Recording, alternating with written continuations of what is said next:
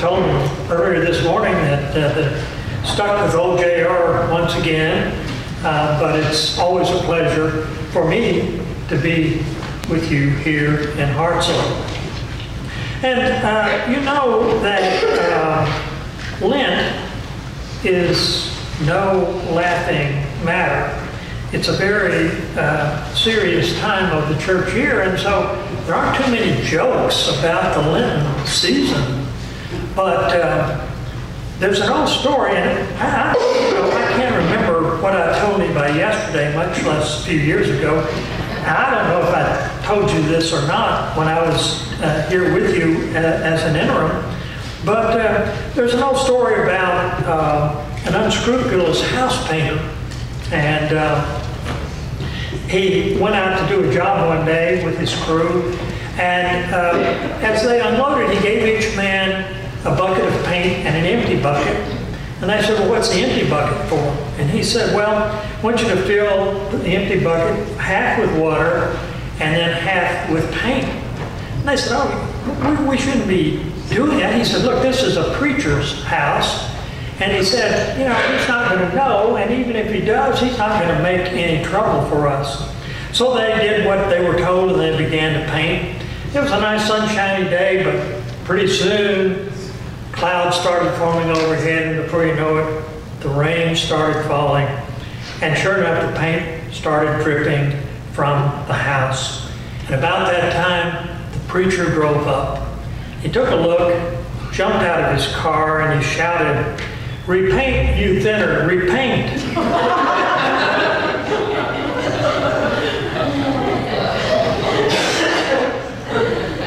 How many of you have ever faced temptation of some kind? Anybody not faced temptation of some kind in your life? Maybe some of the youngsters here don't have much of a context for that in their lives. But there are certain universal human experiences. We all experience joy, and we all experience sorrow. We all know something about anger. We all know something about pain. We all, sooner or later, will face temptations of one kind or another. One dictionary definition of temptation says this: temptation is the experience of being persuaded or enticed to do something that is unwise, wrong, or immoral. I don't know about you, I cannot remember the first time I was tempted to do something that was unwise or wrong or immoral. What I'm fairly certain of is that it came pretty early in my life, and I suspect that I'm not unique in that regard. Now, it's no shame to be tempted. Jesus himself was tempted, and I think maybe that verse is our worship destination verse, that Jesus was tempted even as we are, and yet without sin, found in the book of Hebrews. So it's no disgrace to be tempted. And as a matter of fact, many temptations come to us in a manner over which we don't have much, if any, control at all. But the critical issue for faith is, how do we handle them when they come? What do we do with the temptations that come our way? The writer of the book of James, near the end of our New Testaments, wrote these words in James 1:12. "Blessed is anyone who endures temptation. Such a one has stood the test and will receive the crown of life that the Lord has promised to those who love him." Now, James follows up with a pretty stern warning. And he says to us not to think that we are being tempted by God when temptations come. He says God doesn't tempt us, but we are tempted by our own desires. And our desires lead us to sin. And that sin leads us to spiritual death. Now, John wasn't a modern writer. Maybe if he'd been living today, he would have followed with 5 easy and quick steps for dealing with temptation, but he was writing in the ancient world, and he did not do that, and nor does the New Testament offer us such a thing. But what it does offer us is the story of Jesus and his own facing of temptations. And maybe there are a few things that we can learn from that. Matthew's Gospel, in the passage that was read for you today, tells us that Jesus had just come from his baptism experience, his baptism at the hands of John. And something extraordinary had happened in that experience, because the Spirit of God had descended upon Jesus, we are told, in such a profound way that even the people who were standing around realized that something significantly spiritual had happened. And Jesus himself heard a voice from heaven proclaiming him to be the Son of God, proclaiming him to be chosen, to be set aside, not just a Son of God as a part of the nation of Israel, but the Son of God, set apart for the work of God on this earth. Now, we don't know what Jesus' own level of self-understanding was at this point. And what I mean by that is, we don't know whether this came as a surprise to him, or whether it was something that he felt he had prepared himself for and was expecting. But what we do know is that following that profound baptismal experience, he felt compelled to go into the wilderness of the desert, where he could be alone, where he could fast and pray, where he could wrestle with the options that lay before him, where he could determine whether or not this call from God was real, and whether he was worthy of accepting such a call. So Matthew records that he was 40 days in the wilderness, and incidentally, that's where our 40 days of the Lenten observance comes from.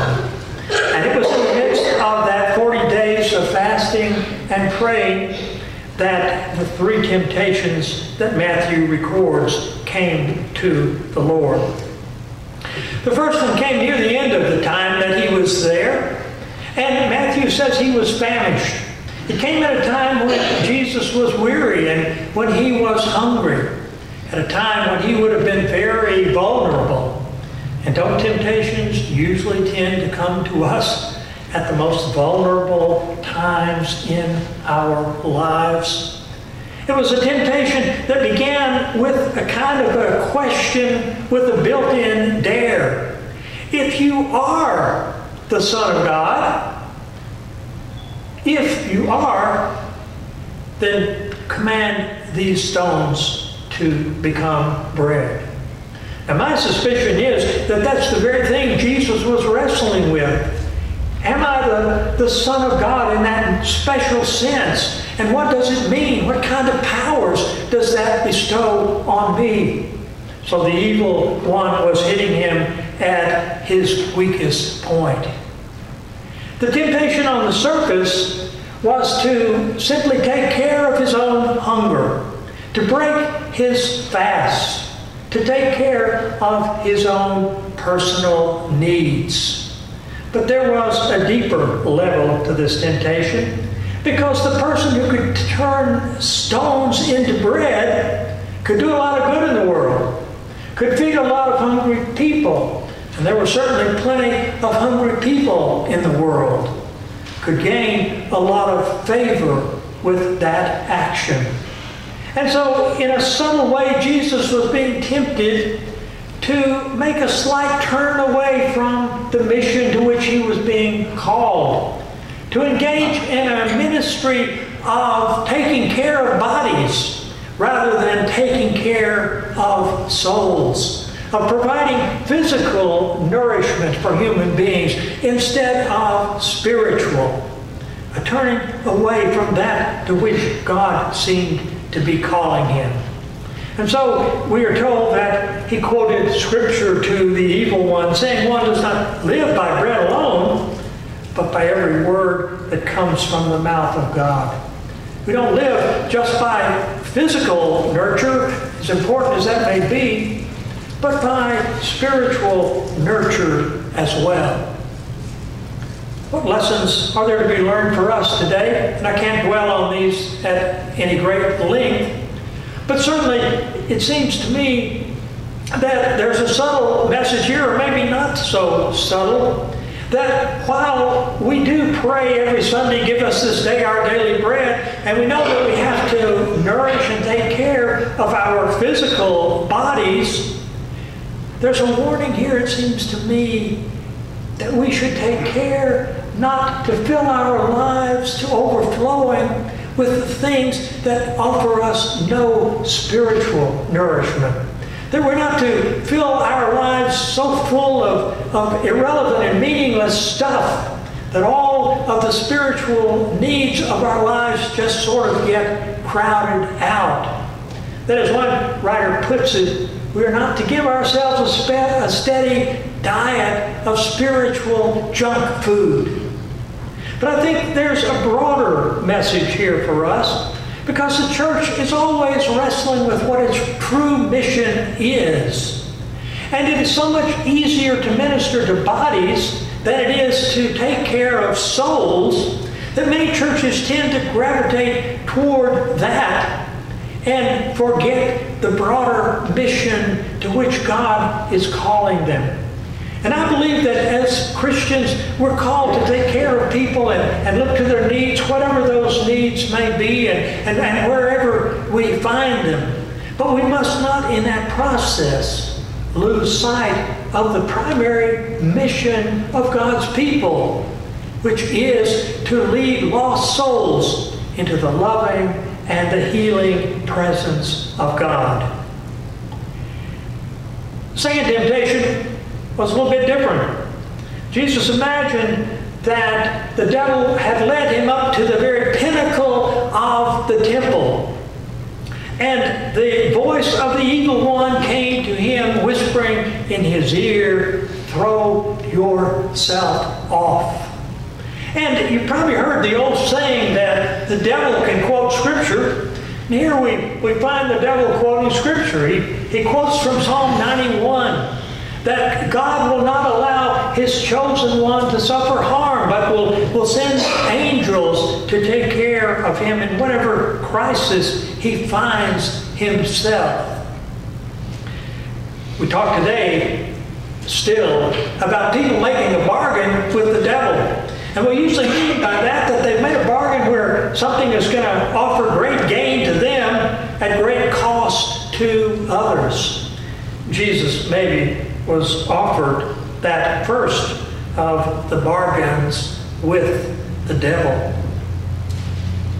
On the surface, it was a temptation for him to do a spectacular miracle, to prove to the world once and for all who he was. Seems like it might have made a certain amount of sense, but think about it for a moment. If Jesus had done what he was being asked to do literally, and if the man, Jesus, had survived such a drop from a high building, he would have been locked into a ministry of miracles. He would have been locked into a ministry that appealed to people only as long as the miracles kept coming, and probably kept getting bigger and bigger in size. And such a ministry certainly cannot sustain itself. And Jesus clearly understood that. But he was being asked to do something more than that. He was being asked to abuse his relationship with God. He was being asked to try to manipulate God for his own selfish interests. He was being asked to shortcut the path on which God was setting him, to take a quick and easy way. He was being asked to take a shortcut and avoid the difficulties and the trials that lay before him. And what would people have made of the cross who would have taken the cross seriously if Jesus had spent his ministry performing death-defying acts? Jesus was not willing to pay such a price. And so he quoted Scripture again, and he said, "Do not put the Lord your God to the test." There are probably a number of lessons here that we could lift up, lessons for us today. I think one lesson, personally, you may not agree, is that we need to be wary of those who only offer us a faith that is wrapped up in miracles, who seemingly cannot find it in themselves to believe unless exotic and spectacular things are happening. I think another lesson that may be here for us is that as Christians, we should beware of the temptation to take the easy path, to find the quick and easy way to get around the struggles and the trials of life, to embrace a Christianity without a cross at its center.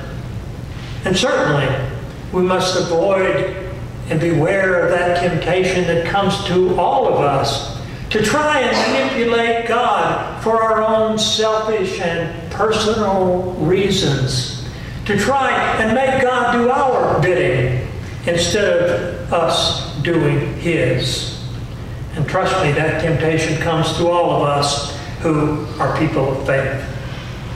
Well, finally, Jesus imagined himself standing on a high mountain, looking out over the kingdoms of the world. And the voice of the evil one came to him, saying, "All of these can be yours if you will bow down and worship me." Like so many temptations that come our way, this one was laced with wonderful possibilities. Who of us can doubt that Jesus would have made a great ruler for the kingdoms of the world?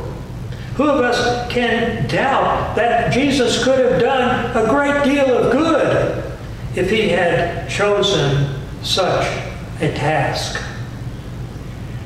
But we have to ask ourselves some other questions. What kind of person would have emerged if Jesus had immersed himself? And Parker, I see you here this morning, and hope you'll forgive me for what I'm about to say, but if he had immersed himself in the turmoil and the compromise and the corruption that is human politics, and what kind of legacy would Jesus have left if that had been his choice in life? Earthly governments and kingdoms come and go. None of them last forever. But contrast that with the spiritual kingdom that Jesus did choose to establish, and which is still thriving almost 2,000 years later. It's no accident that Matthew puts this temptation last, because it was nothing less than a temptation for Jesus to completely abandon his mission and his ministry, to turn his back on his relationship with God. And as temptations so often offer us, the opportunity to do something good, but for all the wrong reasons. A temptation to accept half a ministry instead of a whole one. A temptation to forget about all that stuff about eternity and make his mission simply a matter of the here and the now. And Jesus would have none of it. He said, quoting Scripture again, "Away with you, Satan, for it is written, worship the Lord your God and serve only him." I think some of the lessons from this third temptation for us are probably pretty obvious. Because temptations so often come to us with the promise that we can do something really good, but first we're going to have to dabble in a little bit of evil, dabble in some stuff that may not be totally honest and above board. The temptation that we can help a lot of people, but of course, we're also going to do things of great benefit to ourselves, and a few are going to have to suffer along the way. And we certainly must beware of such temptations. But the temptation also comes to us, as it did to Jesus very, very often, to grasp the moment, to deal only with the present, to live for the power and the privileges and the pleasures of the present moment, and to forget about all of that nonsense about eternity and all of those promises of God. And just as the writer of James reminded us at the very beginning of this message, such a pathway leads to spiritual death. Well, I need to bring this to a close this morning. And there may be lots of lessons here that I have missed or failed to share with you. I want to try to think about the overall impact of this passage. And some people point out rightly that Jesus again and again quotes Scripture here. And certainly a knowledge of the Scriptures can be a powerful thing in any of our lives and in dealing with the struggles and the trials that come our way. But I think there's an overall meaning to these temptation stories for us. You see, Jesus had such a close relationship with God that in not only these temptations, but in every experience of his life, he chose the path that would offer love and obedient service and honor and glory unto God, no matter what the cost might have been to him personally. He refused to allow the primary central relationship of his life to be broken or to be betrayed. As I said at the beginning, the Bible doesn't give us 5 quick and easy steps for dealing with temptation. But what it does offer us is this, that if we are willing to daily nurture and tend our relationships with God, if we are willing to put those relationships at the very center of our lives, if we are determined to do nothing that will betray that central relationship of life, then we may not achieve perfection in this sinful world, but we can find strength to be victorious over the temptations which come our way. Amen.